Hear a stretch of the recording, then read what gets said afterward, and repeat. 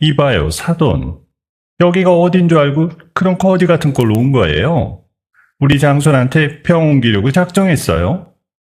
밤새 끓인 사골국을 들고 온 엄마는 고개를 숙였고 시어머니는 경비원까지 부르며 당장 이 쓰레기들을 치우라고 악을 썼죠. 낡은 몸빼바지 차림의 엄마가 죄인처럼 고개를 숙이고 쫓겨나려던 그때였습니다.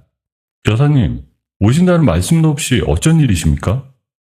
병원장이 사색이 되어 달려오더니 흙먼지 묻은 엄마를 향해 90도로 허리를 숙였습니다. 그리고 조금 전까지 엄마를 거지 취급하며 조롱하던 시어머니의 얼굴이 하얗게 질려버렸죠. 과연 제 친정엄마의 진짜 정체는 무엇이었을까요? 사연 시작 전에 구독 버튼을 눌러주시고 어디서 듣고 계신지 댓글에 남겨주세요. 그곳에 늘 행운이 가득하길 바라겠습니다. 곰팡이 냄새가 은근하게 배어있는 좁은 방 안에서 저는 숟가락으로 미역국을 천천히 떠 입에 가져갔습니다. 국은 이미 차갑게 식어버려서 미역 건더기가 숟가락에 미끈하게 들러붙었어요.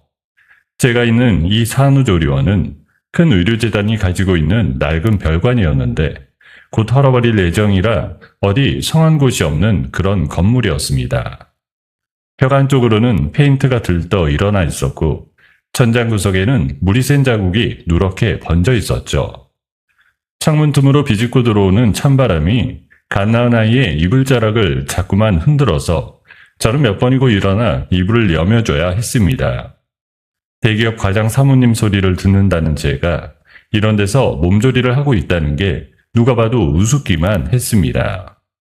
저는 식은 국을 한술 더 떠 억지로 목구멍으로 넘기면서 이 비참한 현실을 만든 게 결국 시어머니의 헛된 허영심이라는 걸 온몸으로 견디고 있었습니다. 시아버지가 일찍 세상을 떠난 뒤 시어머니는 아들 하나만 바라보며 모진 세월을 버텨왔다고 입버릇처럼 말했습니다. 그 유세는 남편이 대기업에 들어가면서부터 점점 더 심해졌고요. 시골에서 과수원을 하는 제 부모님을 만날 때마다 시어머니는 은근슬쩍 집안의 격을 따지며 우리 친정을 낮춰보기 일쑤였어요.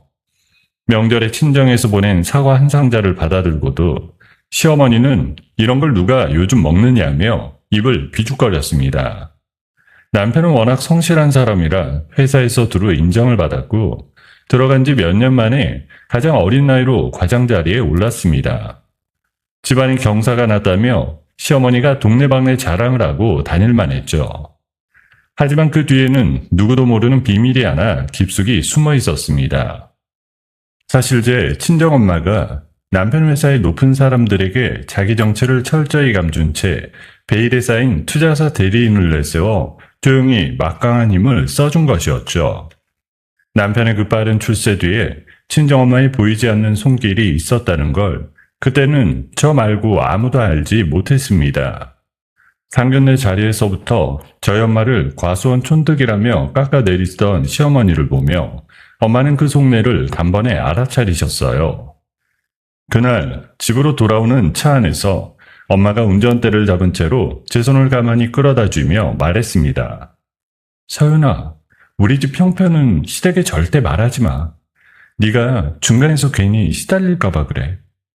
저는 엄마의 그 말뜻을 그땐 다 헤아리지 못했습니다. 그저 엄마가 시키는 대로 우리 집의 진짜 사정을 시댁에 꽁꽁 숨겨두기로 했을 뿐이었어요.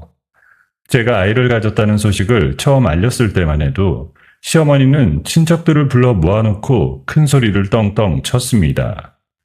우리 며느리는 강남에서 제일 좋은 산후조리원으로 보낼 거야. 우리 손주가 누구 손주인데? 전화기 너머로 친척들에게 자랑하는 소리가 어찌나 큰지 옆에 있던 제 귀가 다 얼얼할 정도였어요. 그런데 막상 출산일이 코앞으로 다가오자 시어머니의 태도가 하루아침에 싹 돌변했습니다.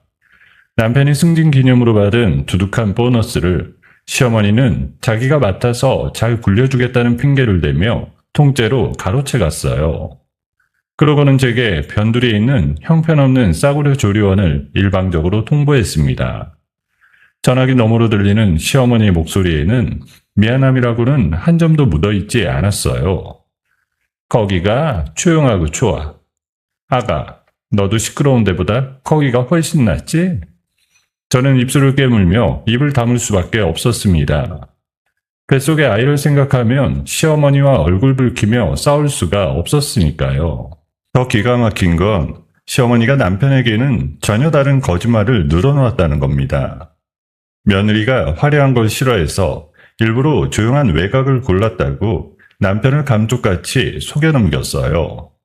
그러면서 정작 자기 동창 모임에 나가서는 또 딴소리를 했습니다. 며느리를 최고급 시설에 보내 호강을 시킨다며 어디서 구해왔는지 가짜 영수증까지 척 꺼내 보이는 기가 막힌 짓을 벌였다고 하더라고요. 저는 그 이야기를 나중에야 전해 듣고 한참을 멍하니 벽만 바라보며 앉아 있었습니다. 출산을 하고 나니 몸은 퉁퉁 부어서 손가락 하나 움직이기도 버거웠습니다. 밤이 깊어 사방이 조용해지면 저는 아이가 잠든 머리맡에 쪼그려 앉아 홀로 눈물을 훔쳤습니다. 그래도 저는 이를 악물었어요. 남편의 앞길을 위해서, 그리고 이제 막 세상에 나온 우리 아이를 위해서 이 모든 수모를 소리 없이 삼키기로 마음을 단단히 다잡았죠. 하지만 사람의 인내에도 끝이 있는 법이었습니다. 벽지에 거뭇거뭇 쓸어있는 곰팡이를 볼 때마다, 또 성의라고는 없이 툭 놓고 가는 식판을 받아들 때마다 저는 가슴 한구석이 답답하게 조여왔습니다. 시댁의 무리한 요구를 묵묵히 받아주던 제 마음도 이제는 조금씩 바닥을 드러내고 있었어요. 그러던 어느 날 아침이었습니다. 창밖이 뿌옇게 밝아올 무렵 머리맡에 놓아둔 휴대전화가 요란하게 울렸어요. 전화를 받자 귀에 익은 목소리가 반갑게 들려왔습니다. 서윤아, 엄마 지금 산조련 로비에 도착했어. 많이 힘들지? 우리 손주 얼굴도 볼 겸 차차 타고 왔어. 저는 깜짝 놀라 자리에서 벌떡 일어났습니다.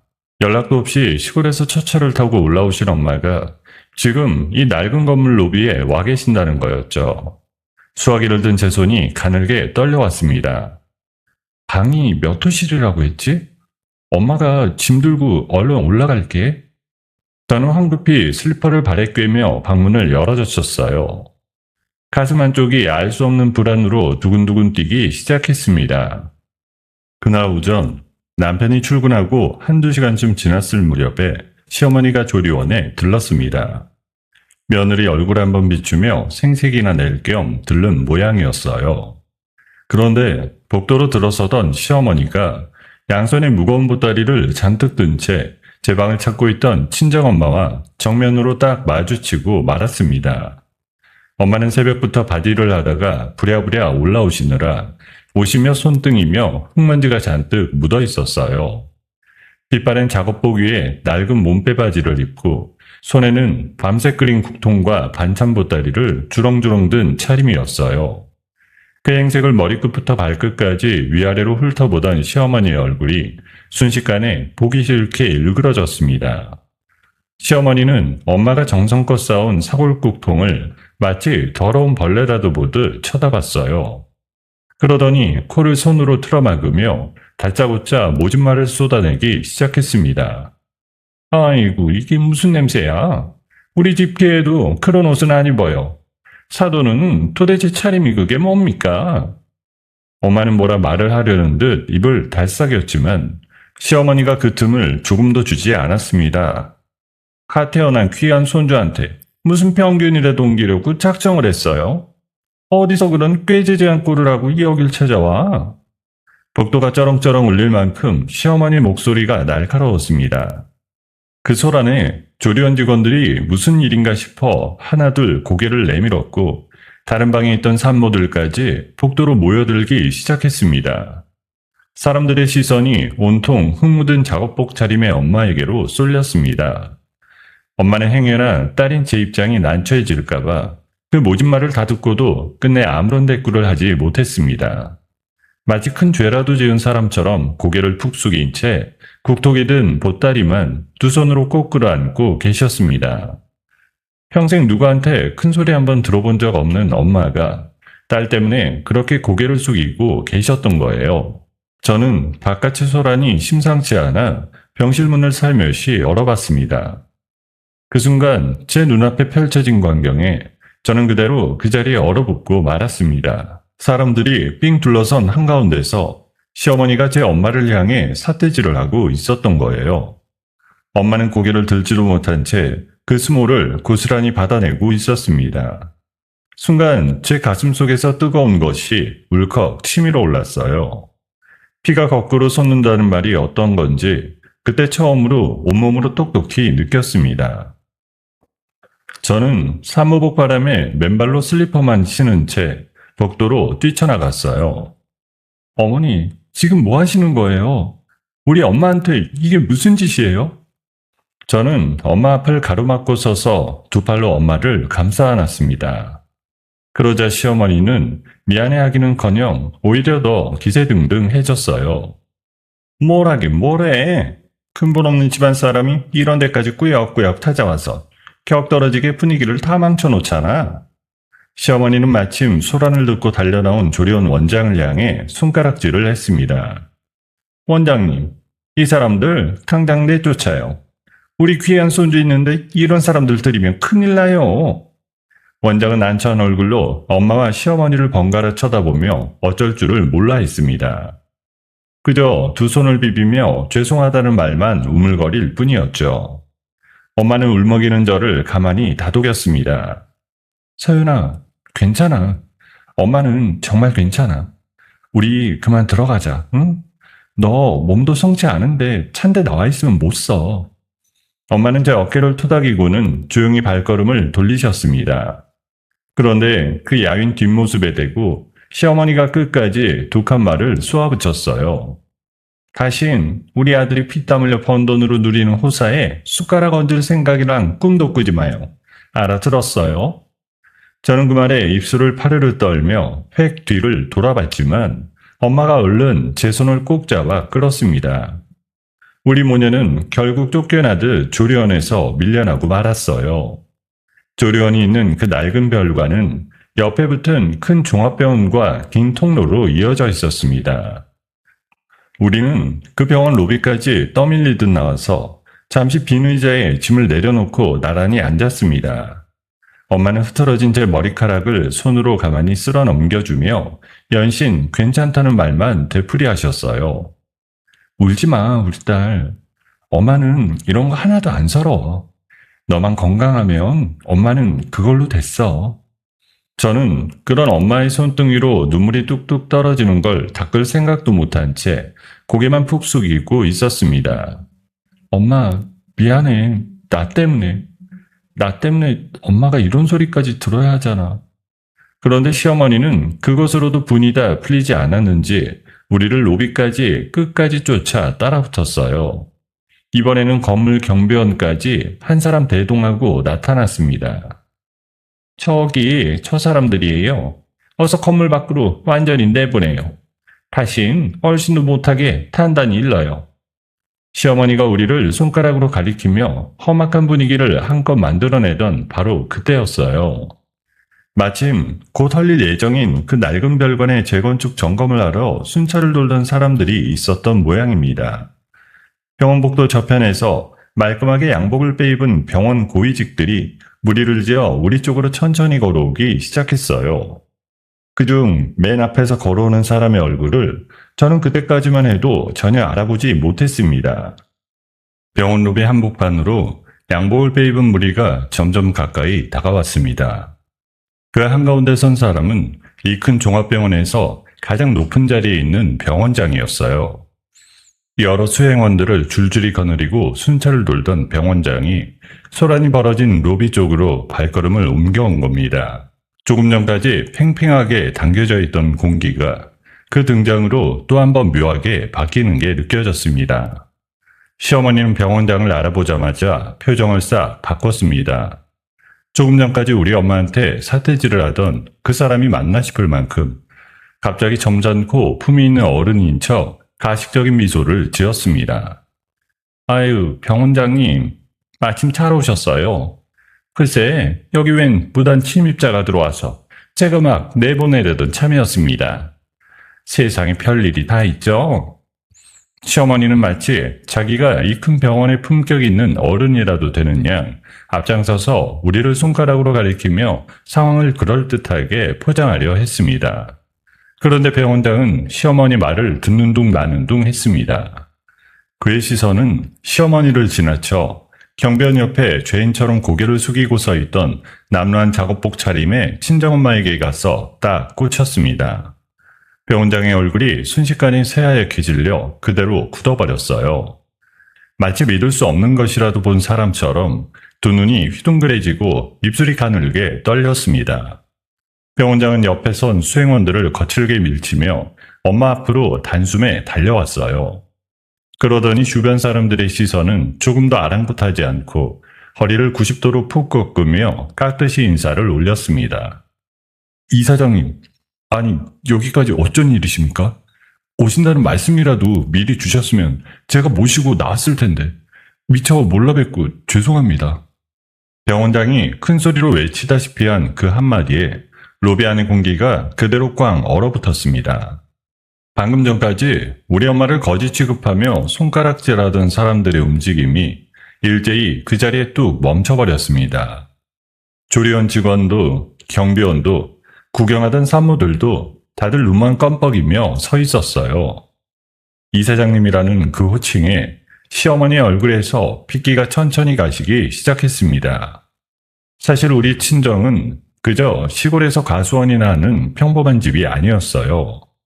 이 일대의 노른자의 땅을 전부 가지고 있는 엄청난 자산가였고 무엇보다 이 큰 병원에 속해 있는 거대한 의료재단의 가장 큰 주주가 바로 다름 아닌 우리 엄마였습니다. 평소 낡은 몸빼바지에 작업복을 입고 흙을 만지며 사셨기에 그 누구도 엄마의 진짜 정체를 짐작조차 못했을 뿐이었죠. 상견례 자리에서부터 불을 철저히 숨기자고 하셨던 엄마의 뜻이 그제야 비로소 무엇이었는지 또렷하게 드러나는 순간이었습니다. 엄마는 늘 그랬듯 소탈한 미소를 지으며 병원장의 인사를 받았습니다. 아휴, 뭘 이렇게까지 인사를 다 해요. 그냥 우리 딸 몸조리하는 거 보러 잠깐 들른 거니까 어서 일어나세요. 그러고는 제 손을 꽉 잡으시더니 조용하지만 분명한 목소리로 병원장에게 한마디 이르셨습니다. 내 딸이 묵을 가장 좋은 특실로 지금 바로 하나 준비해줘요. 여기 별관은 곧 헐릴 때라 사람 몸 눌릴 곳이 못 되니까. 예, 이사장님. 당장 준비하겠습니다. VIP 병동 제일 좋은 특실로 즉시 모시겠습니다. 방금 전까지 제 엄마를 거지 취급하며 내쫓으려던 시어머니는 자기 귀를 의심하는 표정이었습니다. 입을 떡 벌린 채 아무 말도 잊지 못하고 그 자리에 굳어 있었어요. 이사장이라는 말과 VIP라는 말이 머릿속에서 빙빙 도는 듯 시어머니의 두 다리가 후들후들 떨리기 시작했습니다. 급기야 충격과 두려움에 그 자리에 풀썩 주저앉을 뻔한 것을 옆에 있던 경비원이 황급히 두 팔로 부축했습니다. 이 사장?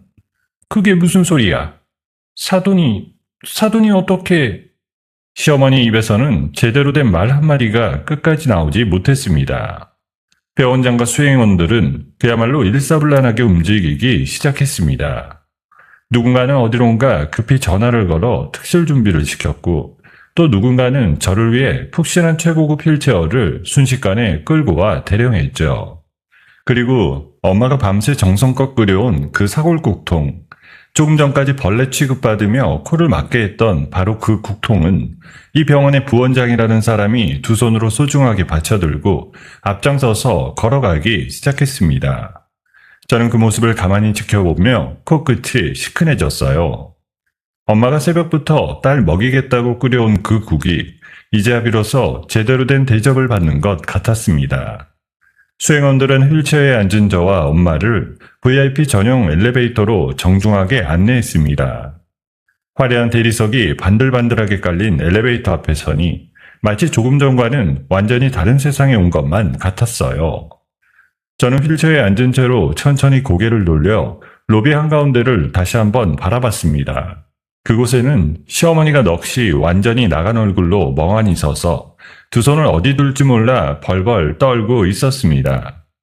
지난 3년 동안 제가 묵묵히 삼켜온 그 모든 서름이 그 한순간에 스르르 풀려가는 듯 했습니다. 엘리베이터 문이 스르르 닫히기 직전 저는 시어머니와 똑바로 눈을 마주쳤습니다. 그리고 저도 모르게 입가에 서늘한 미소가 천천히 번졌습니다. 그동안 시어머니 앞에서 단 한 번도 지어본 적 없는 그런 차가운 미소를요. 문이 완전히 닫히고 엘리베이터가 위로 부드럽게 올라가기 시작하자 엄마가 제 어깨를 가만히 감싸 안으셨어요. 그동안 우리 딸 혼자서 많이 외롭고 서러웠지? 이제 다 끝났어. 엄마가 왔으니까 아무 걱정하지 마. 저는 그 말 한마디에 그동안 꾹 참아왔던 눈물을 엄마 어깨에 묻고 한참을 소리 없이 흐느꼈습니다. VIP 특실로 거처를 옮기고 3시간쯤 흘렀을 무렵이었어요. 소식을 듣고 회사에서 헐레벌떡 달려온 남편이 병실 앞에 막 도착했습니다. 그런데 남편은 병실 문 앞을 철동같이 지키고선 사설 경호원들과 마치 궁궐처럼 으리으리한 특실 안의 풍경에 그만 말문이 턱 막혀버렸어요. 발을 들이지도 못하고 문 앞에 우뚝 서서 한참을 두리번거리기만 했습니다. 소연아, 이게 다 어떻게 된 거야? 여기가 도대체 어디야? 어머니한테 전화가 왔는데 울먹이면서 하는 말이 무슨 소린지 하나도 못 알아듣겠더라고.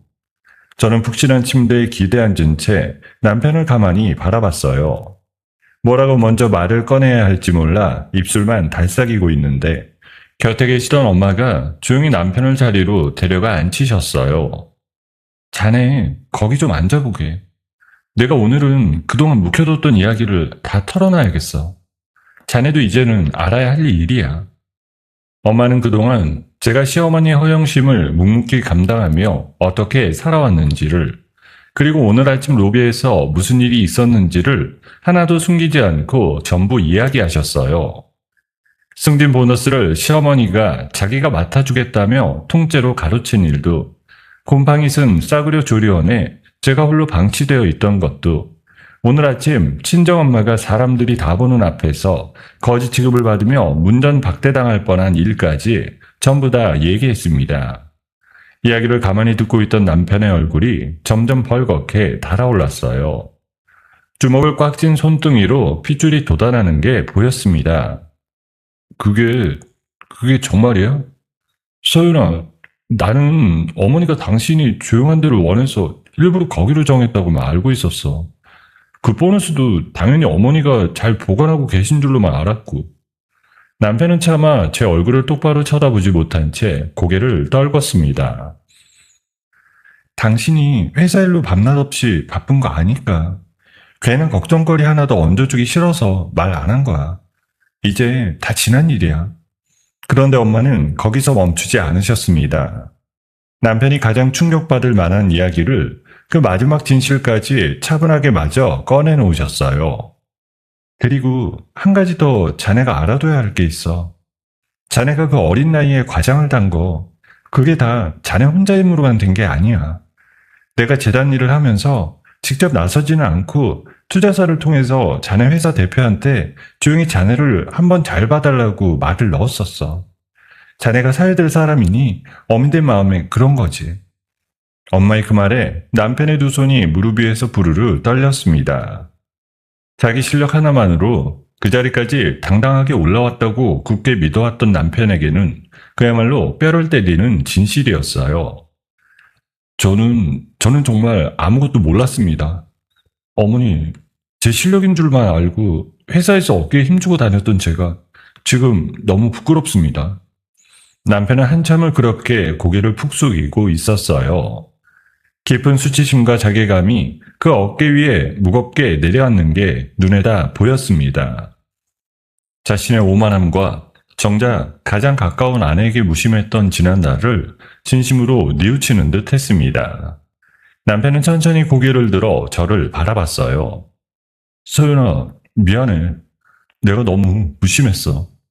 당신이 혼자 그 고생을 다 하는 동안 나는 도대체 뭘 하고 있었던 건지 정말 면목이 없다. 저는 그런 남편의 손을 가만히 마주잡았어요. 그동안 가슴 한구석에 쌓여있던 원망이 그 진심 어린 사과 한마디에 조금씩 녹아내리는 듯 했습니다. 바로 그때였어요. 병실 밖 복도가 갑자기 어수선해졌습니다. 뒤늦게 정신을 차린 시어머니가 무작정 용서를 빌겠다며 병실로 한달음에 찾아온 거였어요. 얘야, 내가 잘못했다. 문 좀 열어다오. 사돈 거기 계세요? 제가 정말 죽을 죄를 졌어요. 한 번만 봐주세요. 하지만 시어머니는 병실 앞을 막아선 경호원들이 가로막혀 문 앞에 다가오지도 못했습니다. 복도에서 발만 동동 구르며 다친 문고리만 붙잡고 애원하는 그야말로 처량하기 짝이 없는 신세가 되어 있었어요. 불과 몇 시간 전 우리 엄마를 향해 경비원을 부르던 그 위세는 온데간데 없었습니다. 남편은 자리에서 천천히 일어나 병실 문을 열었어요. 그러고는 복도에 서 있는 시어머니를 향해 단호하게 입을 열었습니다. 어머니, 그만 돌아가세요. 얘야, 이 어미가 잘못했다잖니. 딱 한 번만 받아오, 응? 당분간은 제 아내랑 장모님 앞에 나타나지 마세요. 어머니가 그동안 무슨 짓을 하고 다니셨는지 오늘 제가 다 들었습니다. 태어나서 처음으로 어머니의 뜻을 정면으로 거스른 남편의 등이 가늘게 떨리고 있었습니다. 시어머니는 그 자리에 그대로 얼어붙은 채 더 이상 아무 말도 하지 못했어요. 이 사건을 기점으로 시댁과 친정 사이에 한쪽으로 잔뜩 기울어져 있던 저울이 완전히 반대로 뒤집혔습니다. 저는 더 이상 시어머니 억지스러운 요구에 휘둘리며 눈치를 보지 않아도 되는 제 삶의 새로운 전환점을 맞이하게 되었습니다. 엄마의 특별한 지시로 이 병원에서 가장 솜씨 좋은 의료진들이 제 산후 회복을 돕기 위해 한자리에 모였습니다. 저는 태어나서 처음으로 그동안 단 한 번도 누려보지 못했던 마땅한 대우를 받기 시작했어요. 남편도 눈에 띄게 달라졌습니다. 매일 회사 일이 끝나기가 무섭게 곧장 병원으로 달려와 저와 갓난아이를 지극정성으로 보살폈습니다. 밤이면 칭얼대는 아이를 두 팔로 안고 서툰 솜씨로 어르고 달래는 남편의 모습을 보며 저는 우리가 다시 시작할 수 있겠다는 믿음이 생겼어요. 우리 부부는 그동안 가슴에 켜켜이 쌓였던 오해를 하나씩 천천히 풀어갔습니다. 그리고 새근새근 잠든 아이를 사이에 두고 앞으로 펼쳐질 우리 세 식구의 미래를 도란도란 그려보기 시작했어요. VIP 병동에서의 평화로운 2주가 꿈결처럼 지나갔습니다. 저는 몸도 마음도 완전히 회복한 상태로 마침내 퇴원하는 날을 맞이했습니다. 병원 직원들이 로비까지 줄지어 나와 정중하게 저를 배웅했고 저는 남편과 함께 미끄러지듯 들어온 최고급 세단에 올라 새 집으로 향했습니다. 친정엄마가 출산 선물로 은밀히 미리 마련해 두신 그 집은 도심이 한눈에 내려다 보이는 아주 높은 곳에 자리한 넓고 화려한 집이었습니다. 차창 밖으로 펼쳐지는 풍경을 바라보던 남편이 멋쩍은 듯 입을 열었어요. 서윤아, 어머님이 이렇게까지 우리한테 해주시는데 내가 받기만 하는 것 같아서 정말 면목이 없어. 그런 말 하지 마. 엄마는 우리 셋이 그저 건강하고 행복하게 사는 게 제일 큰 선물이라고 늘 말씀하셨어. 그 넓고 따뜻한 집에서 우리 세 식구는 시어머니의 간섭이나 눈치 없이 온전히 우리만의 안락한 일상을 누리기 시작했어요. 남편은 과거의 우유부단하고 무심하던 모습을 완전히 벗어던졌습니다. 가정에 충실한 다정한 아빠가 되었고 무슨 일이 있어도 가족을 든든하게 지키는 단단한 방패막이가 되어주었어요. 저는 매일 밤 아이의 새근거리는 숨소리를 가만히 들으며 이루 말할 수 없는 안도감과 깊은 행복을 느꼈습니다. 지난 3년의 서름이 마치 거짓말이었던 것처럼 하루하루가 평온하기 그지없었어요. 한편 며느리의 어마어마한 배경을 뒤늦게 알게 된 시어머니는 그와는 정반대의 나날을 보내고 있었습니다. 지난 3년 동안 자기가 부려온 알량한 허세와 모진 막말들을 뼈저리게 후회하며 하루하루를 바늘방석에 앉은 듯 가시방석 속에서 보냈습니다. 특히 시어머니를 더욱 견디기 힘들게 만든 건 동창들에게 자랑삼아 떠벌렸던 그 거짓말들이 죄다 들통난 일이었어요. 며느리를 최고급 시설에 보내 호강시킨다며 가짜 영수증까지 보여주던 그 거짓말이 모조리 들통나자 시어머니는 사교 모임에서도 철저히 외면받았어요. 평소 어울려 다니던 사람들이 하나둘 등을 돌리면서 시어머니는 텅 빈 집안에 홀로 앉아 씁쓸한 외로움과 고립감을 곱씹어야 했습니다. 시어머니는 그래도 포기하지 않고 몇 번이고 값비싼 선물을 양손에 사들고 우리 집을 찾아왔습니다. 어떻게든 사과를 해보려는 마음이었겠죠.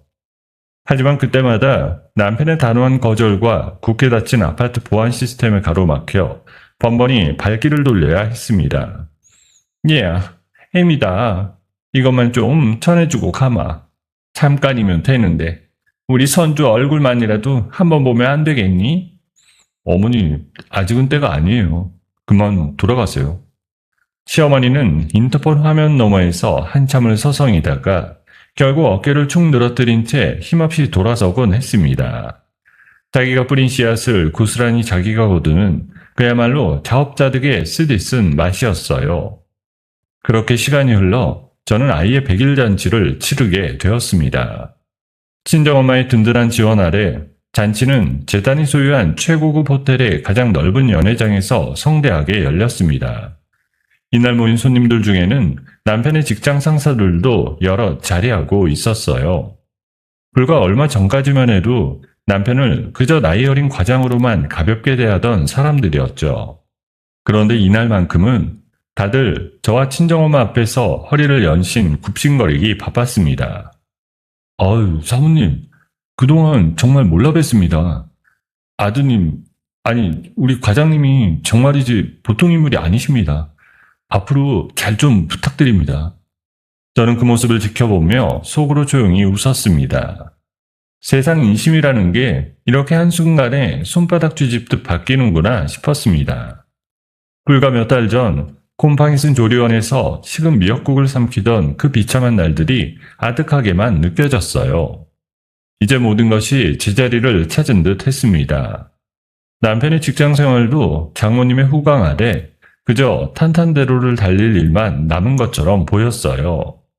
우리 가족의 앞날에는 그저 찬란한 빛만 가득할 것 같았습니다. 찌는 듯한 여름이 지나가고 신선한 가을바람이 불어오던 어느 주말이었어요. 우리는 친정부모님이 계신 시골 과수원으로 다 함께 내려갔습니다. 도시에서는 맡을 수 없는 맑고 깨끗한 공기를 마시며 가장 소박하지만 더없이 완벽하고 행복한 소풍을 즐겼어요.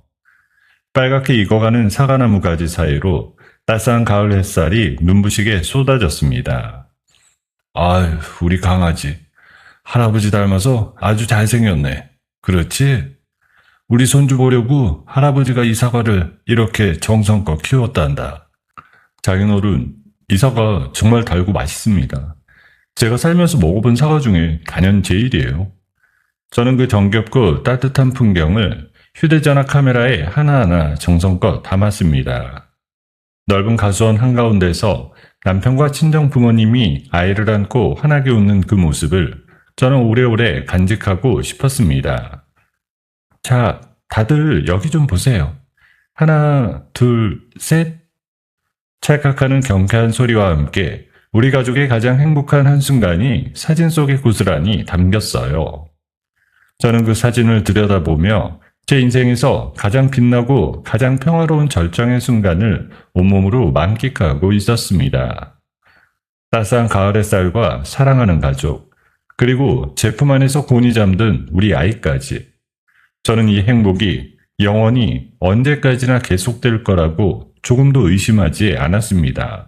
과수원에서의 그 행복했던 주말을 보내고 며칠 지나지 않은 어느 날이었어요. 평소처럼 아침 일찍 출근했던 남편에게서 갑자기 다급한 전화가 걸려왔습니다.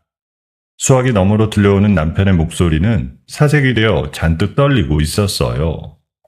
서윤아, 큰일 났어. 회사에서 엄청난 돈이 통째로 사라졌대.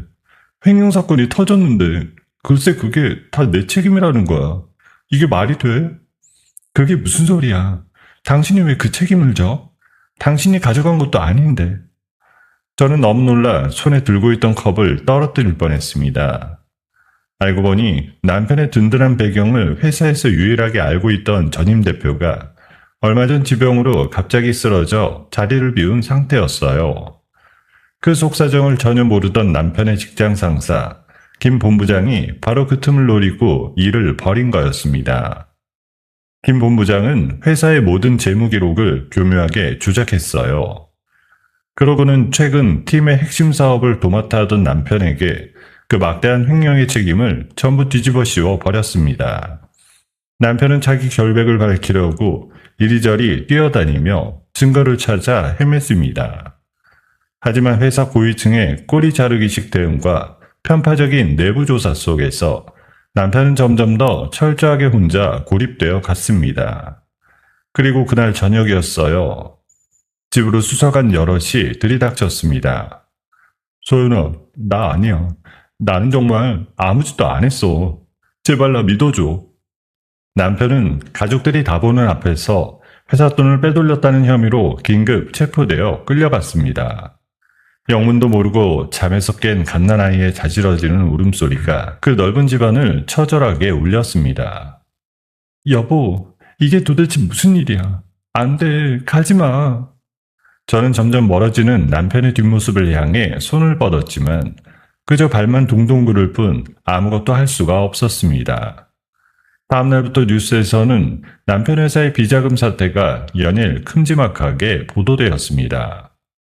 최연소 과장의 화려한 추락이라는 자극적인 제목과 함께 우리 가족의 신상까지 인터넷에 낱낱이 퍼져나갔어요.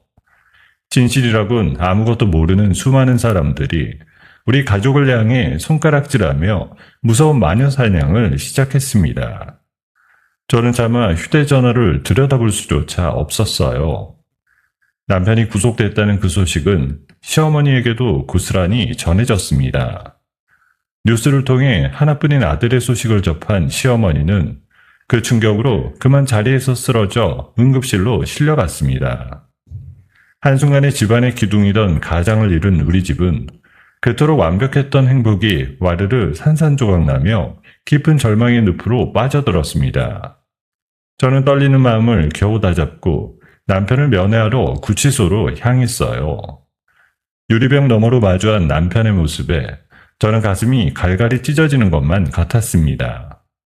푸른 수의를 입은 남편의 얼굴은 며칠 사이에 알아보기 힘들 만큼 헬쓱하게 야위어 있었어요. 소윤아, 미안해. 당신이랑 우리 아이한테 이런 못난 꼴을 보여서 정말 미안해. 다 내가 못나서 이렇게 된 거야. 그런 말 하지 마. 이건 당신 잘못 아니잖아. 내가 무슨 수를 써서라도 당신 꺼내줄게. 그러니까 조금만 견뎌줘. 남편은 제 말에 아무 대답도 못한 채 그저 하염없이 눈물만 뚝뚝 흘렸습니다. 상황은 시간이 갈수록 점점 더 절망적으로 흘러갔어요. 남편을 변호하기 위해 모인 사람들조차 하나같이 비관적인 말만 늘어놓았습니다. 솔직하게 말씀드리겠습니다. 김 본부장이 미리 짜놓은 증거들이 너무 완벽해서 이대로라면 풀려나가기가 쉽지 않을 것 같습니다. 그 말을 듣는 순간 저는 온 세상이 발밑에서부터 무너져 내리는 것 같은 깊은 무력감에 휩싸였습니다. 도대체 어디서부터 어떻게 손을 써야 할지 막막하기만 했어요. 그렇게 며칠 밤을 뜬 눈으로 꼬박 지새우던 어느 날이었습니다. 초인종이 울려 문을 열어보니 응급실에 실려갔던 시어머니가 출체하기 짝이 없는 모습으로 문 앞에 서 있었어요. 며칠 사이 폭삭 늙어버린 듯한 얼굴이었습니다. 그러더니 시어머니는 저를 보자마자 제 앞에 털썩 무릎을 꿇었어요. 아가, 내가 잘못했다. 내가 정말 천벌을 받으려니야. 지난 일은 어떤 벌을 받아도 달게 받을 테니 제발 사돈 힘 좀 빌려서 내 아들 좀 살려다오. 이렇게 빌게. 제발 부탁이다. 그토록 자존심 강하고 콧대 높던 시어머니가 차디찬 현관바닥에 머리를 영신 찌우며 통곡하고 있었습니다. 저는 그 모습을 가만히 내려다봤어요.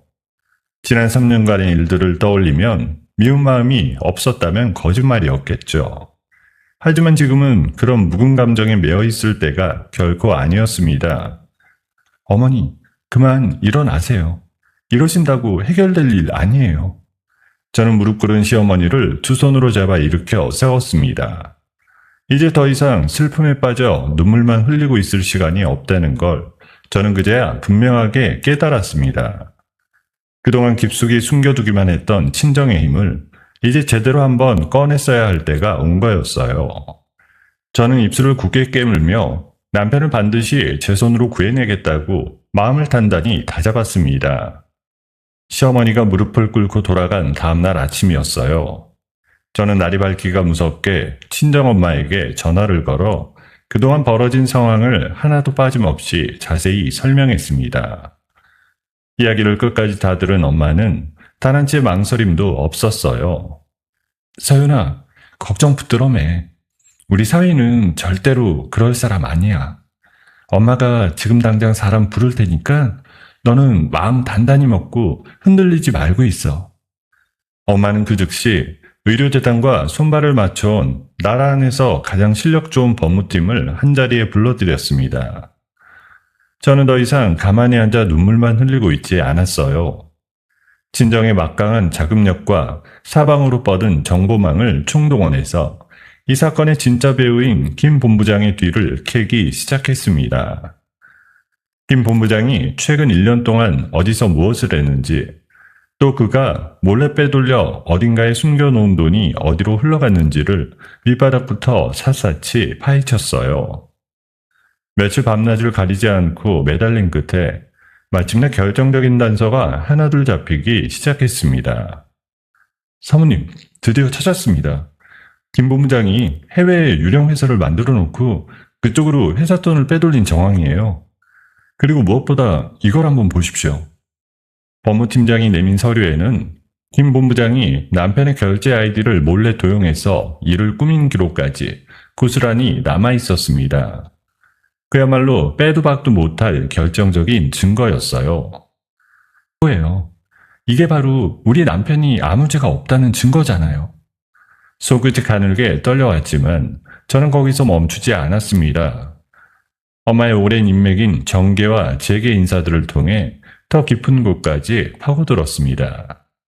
알고 보니 김 본부장의 횡령을 빤히 알면서도 모르는 척 눈 감아주고 그 이익을 함께 나눠 가진 회사 윗선 사람들이 따로 숨어 있었던 거예요.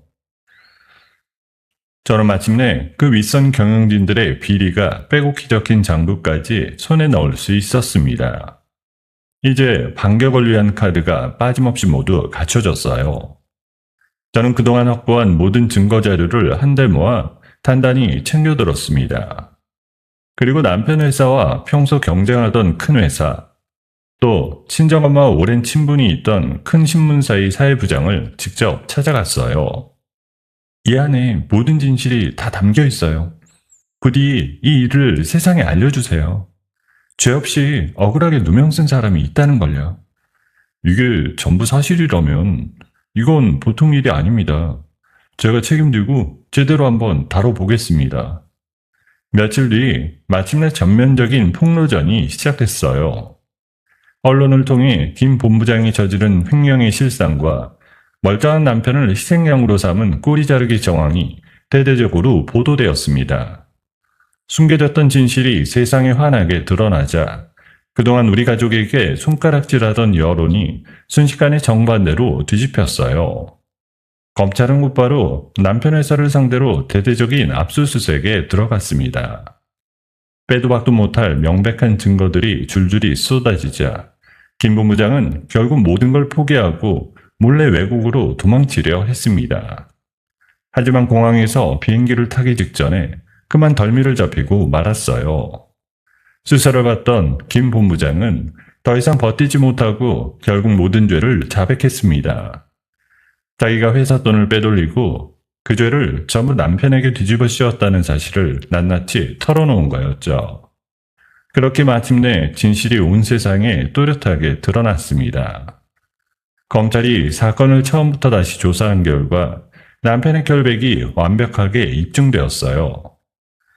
남편은 구속되어 갇힌 지 꼭 한 달 만에 모든 혐의를 깨끗하게 벗고 당당하게 풀려나게 되었습니다.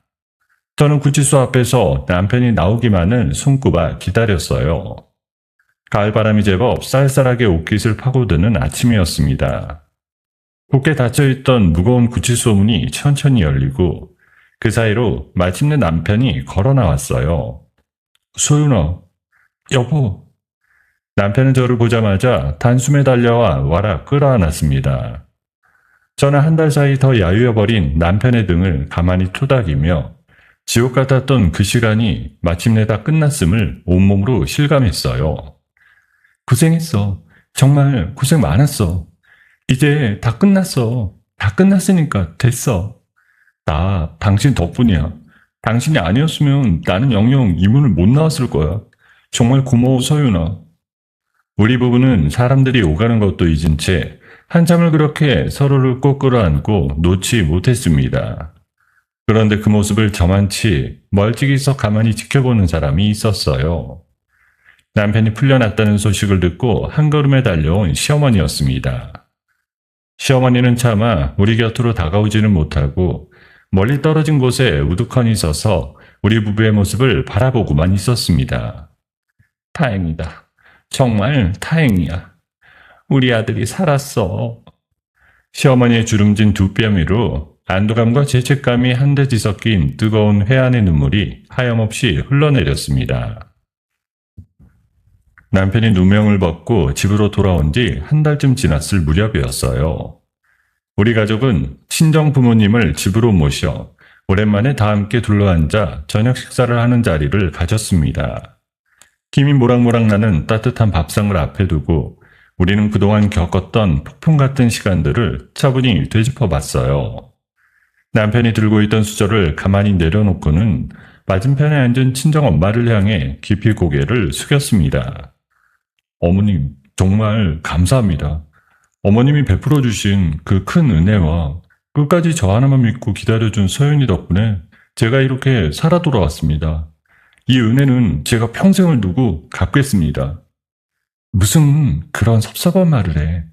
자네는 내 사위이자 곧 내 아들이야. 가족이 어려울 때 가족이 나서서 돕는 게 뭐 그리 대수라고 그래. 앞으로는 어떤 시련이 또 닥쳐온다고 해도 저는 절대 흔들리지 않겠습니다. 무슨 일이 있어도 우리 가족을 제일 먼저 지키겠다고 어머님 앞에서 약속드릴게요. 저는 그런 남편의 손을 식탁 아래로 가만히 잡았습니다. 지난 그 모진 시간을 함께 이겨낸 우리 부부의 마음은 그 어느 때보다 단단하게 하나로 묶여 있었어요. 그로부터 며칠 뒤였습니다. 시어머니가 우리 집을 조심스레 찾아왔어요. 그런데 문을 열고 마주한 그 모습이 예전과는 완전히 딴 사람 같았습니다. 늘 주렁주렁 달고 다니던 화려한 장신구와 값비싼 옷들은 온데간데 없고 화장기 하나 없는 수수한 맨얼굴이었어요. 손에는 비싼 선물꾸러미 대신 직접 해왔는지 흙이 묻은 나물 보따리 하나만 달랑 들려 있었습니다. 시어머니는 현관에 들어서자마자 우리 앞으로 조심스레 다가와 깊이 고개를 숙였습니다. 아가, 그리고 사돈, 내가 지난 3년 동안 저지른 그 못된 잘못들을 어떻게 다 갚아야 할지 모르겠어요. 정말 미안하다. 이 늙은이가 진심으로 용서를 빌게. 껍데기뿐인 허영심이 하마터면 하나뿐인 아들과 온 가족을 산산조각 낼 뻔했다는 걸 시어머니는 이제야 뼈에 사무치게 깨달은 듯 했습니다. 나는 이제 평생을 속죄하는 마음으로 남은 인생을 조용히 살아가려고 한다. 2번 다시 너희한테 짐이 되지 않으마. 그러더니 시어머니는 그 자리에서 한 가지 결심을 조심스레 밝혔습니다. 번잡한 도심의 아파트를 깨끗이 정리하고 우리 친정부모님이 계신 시골 과수원 근처의 작은 주택으로 내려가 살겠다는 거였어요. 복잡하고 화려한 도시를 미련 없이 떠나 직접 흙을 만지며 새롭게 살아보겠다는 다짐이었어요. 처음에는 시어머니도 모든 게 낯설고 어색하기만 했습니다. 평생 손에 흙 한 번 묻혀본 적 없던 사람이 낡은 작업복으로 갈아입고 친정엄마의 과수원 일을 거들기 시작했으니까요. 호미질도 영 서툴렀고 무거운 사과 상자를 옮기는 것도 힘에 붙여 연신 허리를 두드렸습니다. 사돈, 그렇게 손에 힘을 꽉 주지 말고 살살해요. 땅이라는 게 워낙 정직해서 사람이 정성을 들일 만큼 꼭 그대로 돌려준다니까요. 아유, 사돈. 이게 보기보다 보통 힘든 일이 아니네요. 그동안 내가 세상 물정 모르고 너무 편하게만 살았나 봐요. 시어머니는 그렇게 땀 흘려 일하면서 조금씩 노동의 진정한 가치와 정직함을 몸으로 배워나갔어요. 손톱 밑에는 까만 흙이 끼고 얼굴은 햇볕에 검게 그을렸지만 신기하게도 시어머니의 표정은 예전보다 한결 편안하고 온화해 보였습니다. 도심에서 홀로 외롭게 고립되어 지내던 그 시절의 날선 모습은 더 이상 찾아볼 수 없었어요. 한편 남편의 회사에도 큰 변화가 찾아왔습니다. 비리를 저질렀던 이전 경영진들이 줄줄이 붙잡혀 들어가고 회사는 안에서부터 완전히 새롭게 다시 태어났어요. 남편은 억울하게 누명을 썼던 사연과 그동안 묵묵히 쌓아온 성실함을 회사 안팎에서 두루 인정받았습니다.